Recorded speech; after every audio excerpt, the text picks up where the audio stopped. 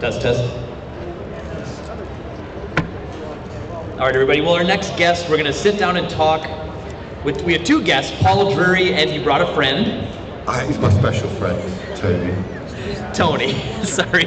I don't have a card for you, Tony. I apologize. Tony's fine. Tony's my special friend. So, have you been to Midwest Gaming Classic before? We've never been here. We've never even been to this part of your beautiful and massive country. All right. Well, welcome to the Midwest. Thank you. We're loving it. Is that the right word? Yes. We're loving it. Ba-da-ba-ba-ba. How do you like the show so far? Have you had a chance to see everything? Yeah, it's huge. What we've been really impressed by is the scale of it, but also the incredibly large amount of wonderful people who are so friendly and welcoming. And I hope not just because we've got British accents, but they've been really, really supportive. Dan and Marty and Tim Lapatina, lots of people that we've talked to online, we actually get to meet them in the flesh. What lovely flesh it is. That's awesome. Well, that's the Midwest for you. So that's what we're known for here. We're known for our consumption of beer and cheese and our friendliness. So hopefully you got to sample all three of those. So you're a video game journalist. You've been writing articles for Retro Gamer magazine.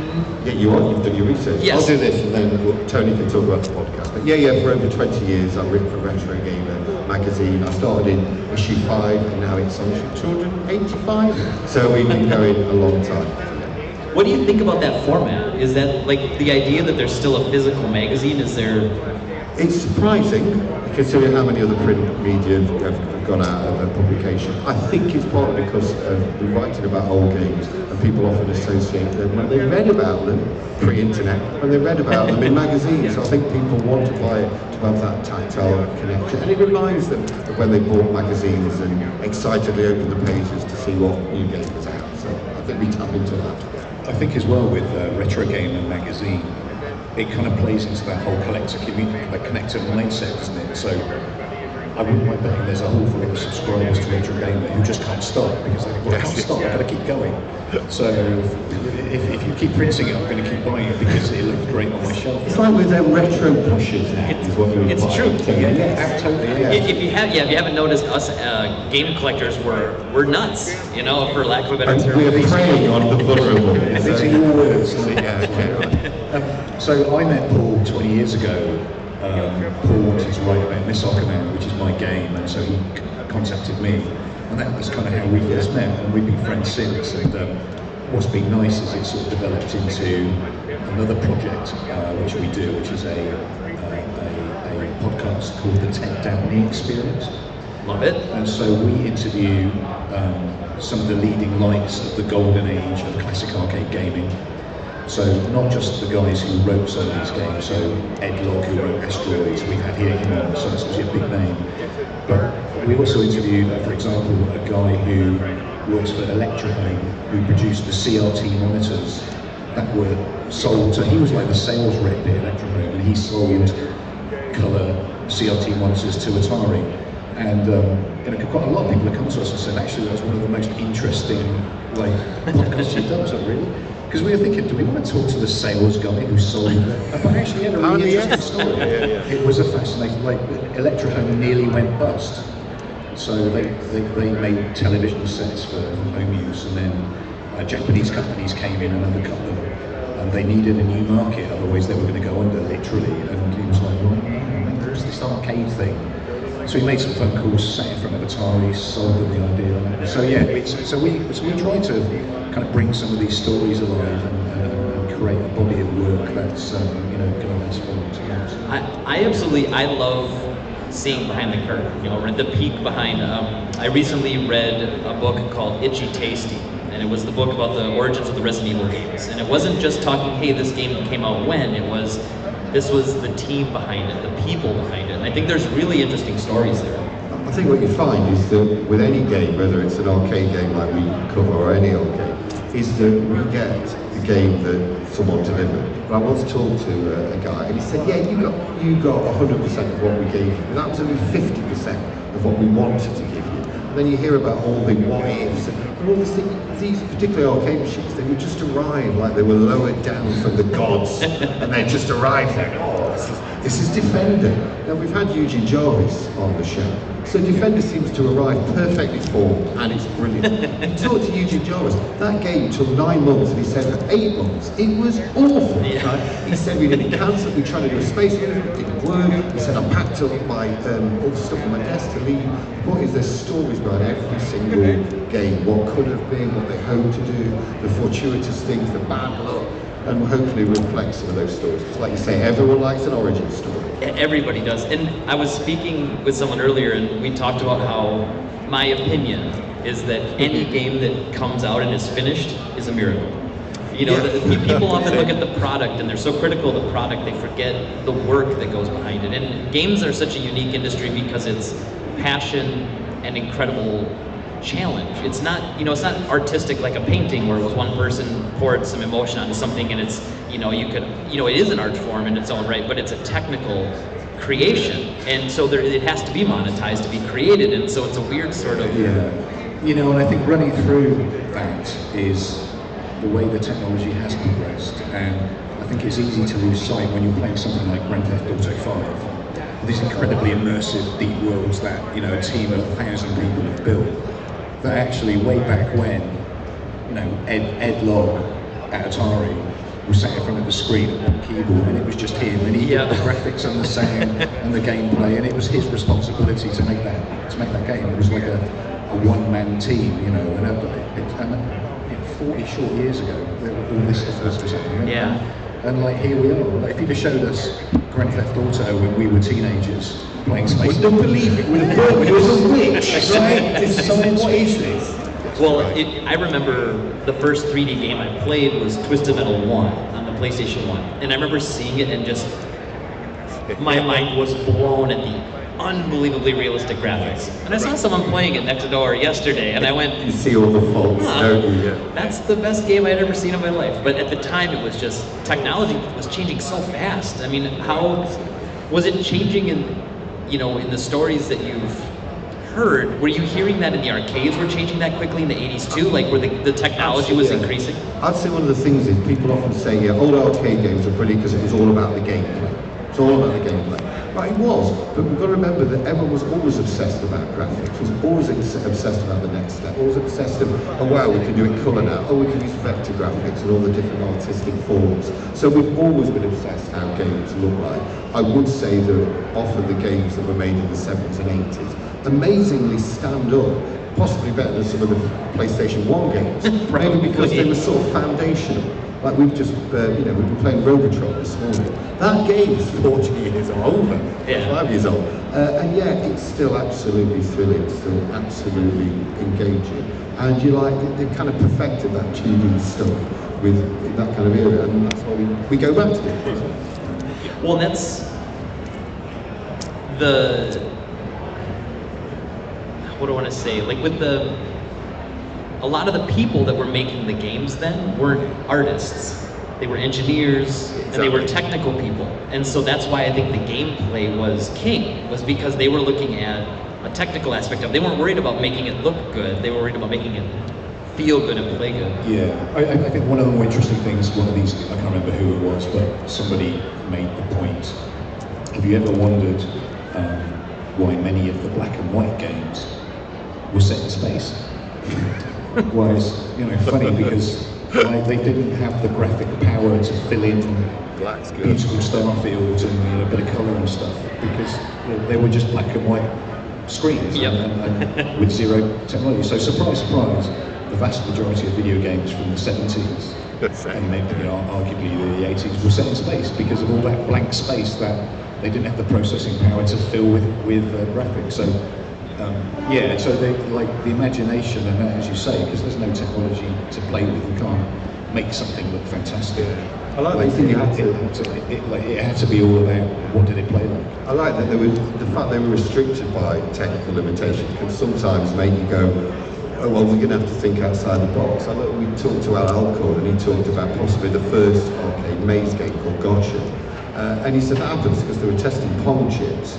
And it sort of malfunctioned. It kind of, they all went across the screen. And he's like, hang on, that looks a bit like a maze. Maybe there's a game in that. We've heard lots of times where back then it was like, it was an accident or a mistake, and it's like, well, maybe we can turn that into a game. Just roll with it, right? Like, you know, it's make the best out of it you can. Absolutely, yeah. So I'm moderately obsessed with urban legends and unsolved mysteries, and obviously probably the biggest one in arcade history would be Pluribus, right? So not counting that, is there another unsolved mystery, or what's the biggest urban legend or unsolved mystery from those days? Can you think of anything that really stands out?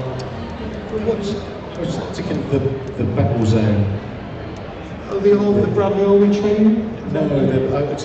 So there was an arcade legend that if you kept going moving forward in the arcade game Battle Zone, you would end up at the volcano. Okay. Which is off in the distance. That's not which is off in the distance, and you would go into a cave and you'd enter the volcano. Which is complete nonsense. But apparently that spread like wildfire. Sure. All over the US. Ed Rodberg, who wrote Battle Zone, told us on the show, he said there had people writing in complaining, said, I've not got there. And there'd be always someone in the arcade like, oh yeah, no, I've got there. I've got there. You go in, you go inside, there's a treasure there. So yeah, you're right. I mean, part of the thrill of coin-ops is that it was in a public space. So unlike the wonderful NES you got there, you tend to play that at home. So it was a public activity. So it meant that you could change tips, boast, bragging, and there was definitely a social aspect. Particularly, it was an unsupervised place where kids could go, and I'm not sure the kids have got so many unsupervised spaces. Well, I should say online, and that's terrifyingly unsupervised. There was another thing as well where it only came to light after the game had been out for some time, that the programmers managed to put their initials in the game and managed to hide it. Star Wars is a great one. In the sequence when you dive into the Death Star,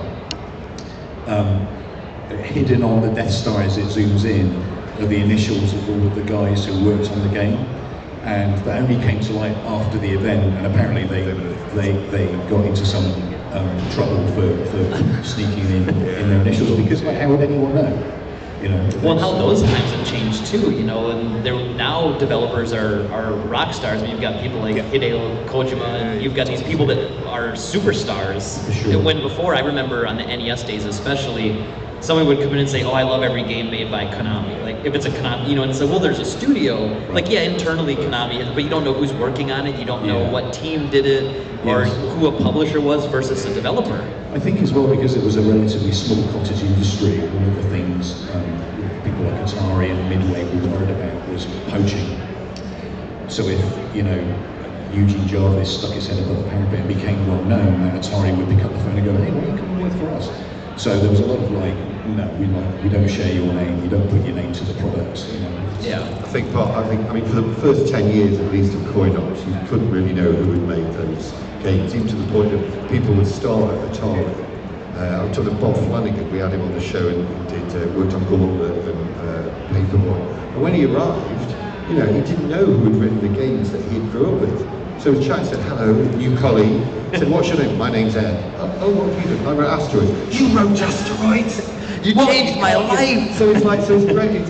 Yeah, you get people who, you know, they were as awestruck as well. It's funny, we met Dave Toyer, who's a hero of ours. We wrote Missile Command that this man's very good at, and also Tempest. We met, we said, oh, we're going to meet Nolan Bushnell later. By the way, this sounds like just retro name dropping, I'm totally sorry. And he went, oh my God, you're going to meet Nolan Bushnell? And you're like, you knew him. So it's kind of sweet that this. I don't think there's the egos that we would get in kind of film or rock and roll, and that's really lovely. You're like, Nolan Bushnell, I think I was in a hot tub with him once, right? No, I was kidding. Now that's our dream. That's our dream. Don't taunt me. Can you arrange that? Can you arrange that? I don't think I have that pull, unfortunately. Okay. So you have a book that you're working on right now. Is it out yet, or is it coming out? It comes out in September. Okay. It's called The Arcade 1971 to 1999, and it's the stories behind classic coin-ops told by their creators. And the whole point is, we all like nostalgia. When you see a screenshot of a game that you loved, and you're like, oh, Street Fighter 2, I remember playing that in the chip shop. Or Space Invaders, I remember that. That's great, but I wanted to reflect the stories, just like we do on the podcast, the stories behind the games. So people will have that nostalgia hit, I remember Galaxy. But we'll also go, oh, this is where it came from. These are the decisions. This is why they swoop like that. You know, this is why Space Invaders speed up. Okay? So it's all told, because over the last 20 years, I've got to speak to these people. It's all told in their words. I'll tell you what I like about the Midwest Gaming Classic, because where else would you get to see Solid Snake just wandering around with a caravan? That's my guy right there. Dude, the fact we can see you, shouldn't you be sneaking around more? I mean, we're just where's your box? No, it wouldn't be appropriate for Naked Snake here, but we did see a Genome Soldier yesterday, so if there was a Solid Snake around, we did see some Genome Soldiers. Pretty great. Well, last year, I didn't get to do it this year because I was doing this stage instead, but last year I brought my Wolverine here. So I was pretty happy with that, yeah. You were dressed as Wolverine? I was dressed as Wolverine. Did you do that in your private time as well? Would you like to share this? The wife says no mask on. I can't have the mask on. The suit's okay. No, it's basically a huge onesie and it's very warm. It's not a lot of access. Right. Okay. But yeah, so obviously your book talking about, the arcades, and can you think of, what's the wildest story that, you can share on Family Day in front of the kids that you might have heard while researching the book? Wildest story? Yeah, just something crazy that a studio did, or that an arcade, one of the manufacturers, anything nuts, any crazy, This is where your mind goes. I've been working on this book for 2 years. I'm like, wait, what the hell did I write? Okay. I'll tell you what, it's not exactly wild in terms of sex and drugs, but the thing I found is that Donkey Kong, one of the greatest coin ops ever made, and everyone goes, oh yeah, that's Shigeru Miyamoto. Actually, whilst he did come up with the idea, it's the actual game was just 4 engineers that were working for a contracting company, and they were the ones, for example, in Shigeru Miyamoto's plan, is that you couldn't jump. And then you just had to run away from the barrels and then go up ladders to hide. And they said, this is just a running away game. Yeah. He said, why don't we make him jump? And that was someone, just an engineer, and we've got an interview with the guy who said, maybe we should make this fat kind of plumbing guy, well, a carpenter guy, maybe we should make him jump. So stories like that, it really makes you realise that these are human stories, that these were not just planned out, these were games that were created from people's imaginations. We're trying to think like, what should we do next? That won't work, should we try something else? And so while we get it fully formed, there's a huge amount of decisions that went on, and you could have gone either way.